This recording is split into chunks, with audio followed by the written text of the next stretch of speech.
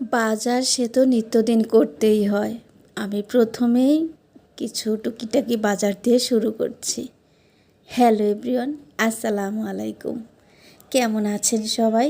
আশা করি সবাই অনেক বেশি ভালো আছেন, সুস্থ আছেন এবং নিরাপদে আছেন। যে যেখানে আছেন, আমরাও ভালো আছি আলহামদুলিল্লাহ। আবারও চলে এলাম আপনাদের মাঝে গল্প কথা নিয়ে। এখানে আমি যে টুকিটাকি যে বাজার করছিল সেগুলো গুছিয়ে নিয়েছি। এখানে গরুর মাংস ধুয়ে রেখেছি আর চুলায় পাতলা ডাউল বসিয়েছি। তো আজকে মেহমান আসবে, আমার বোনেরা আসবে। আর এখানে এই যে সিরাজগঞ্জের মেয়ে আমরা, তো সিরাজগঞ্জের একদমই আপনার কি বলে জনপ্রিয় একটা খাবার।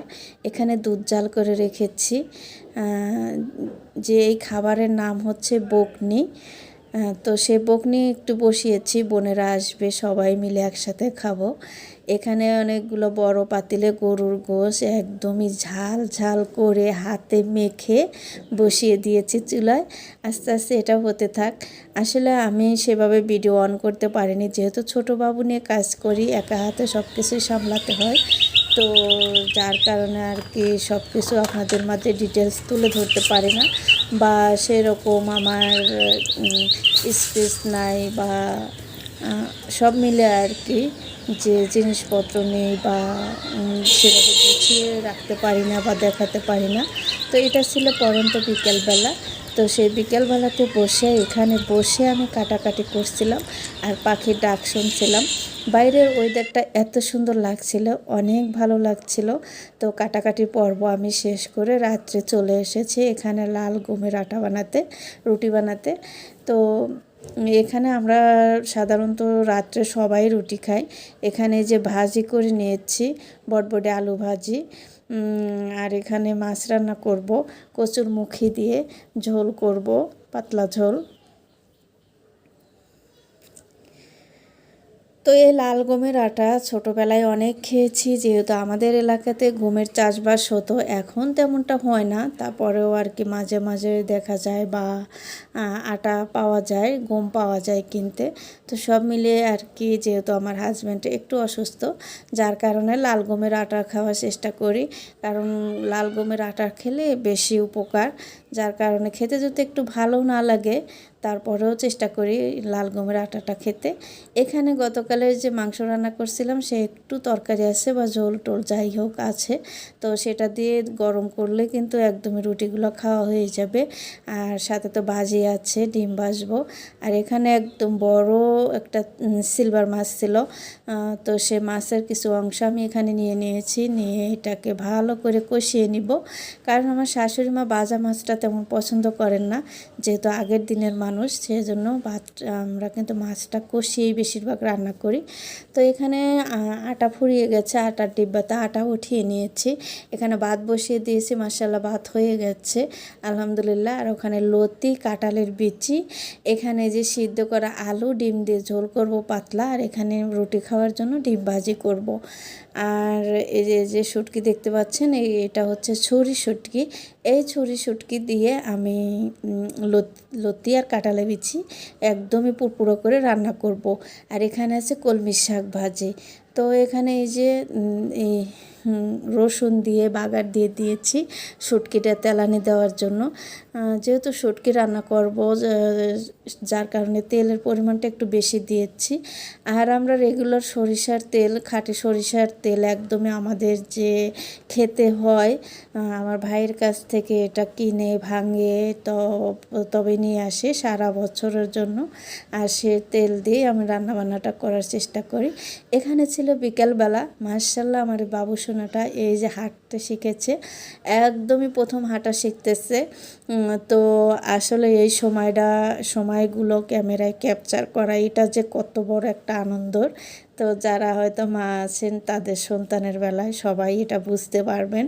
তো আমার সোনামণির জন্য দোয়া করবেন। এখানে যে গাড়ি কিনে দিয়েছি একদমই প্রিন্সেস, কারণ আমার মেয়েটা, সবারই গাড়ি আছে কিন্তু আমার মেয়েটা একদমই ছোট।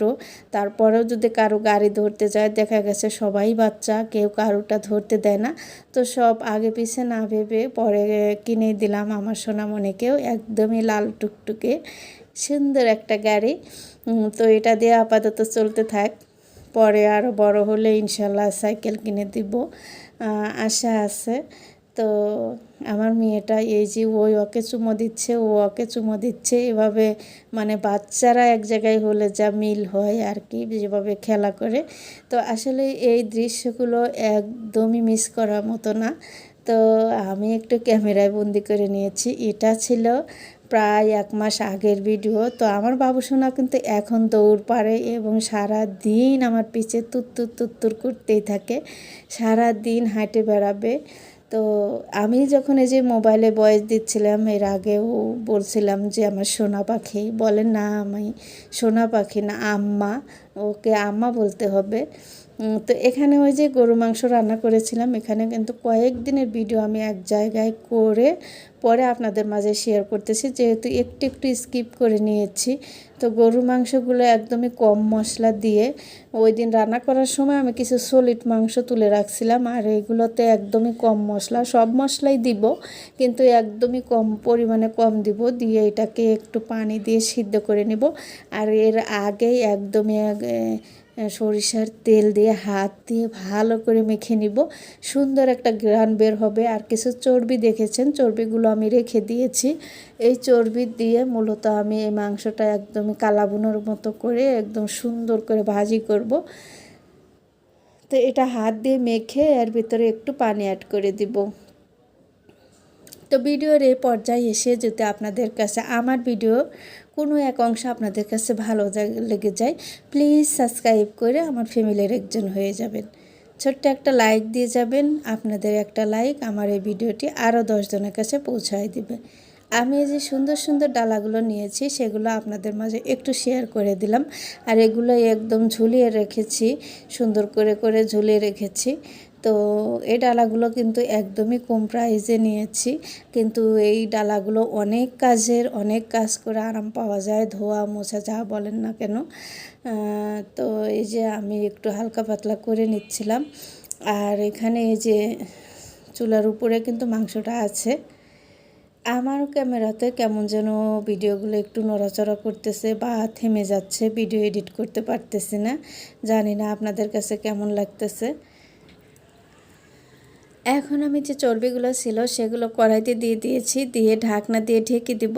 ঢেকে দিলে এগুলোর থেকে তেল যে আছে তেলগুলো ছেড়ে দিবে, ছেড়ে দেওয়ার পরে পাতিলে যে মাংস আছে এগুলো দিয়ে দিব, দিয়ে একটু একটু করে নাড়াচাড়া করতে থাকবো। এভাবেই সুন্দর যে কালাবুনোর মতো কালার এসে যাবে। তো সবাই ভালো থাকবেন, আল্লাহ হাফেজ।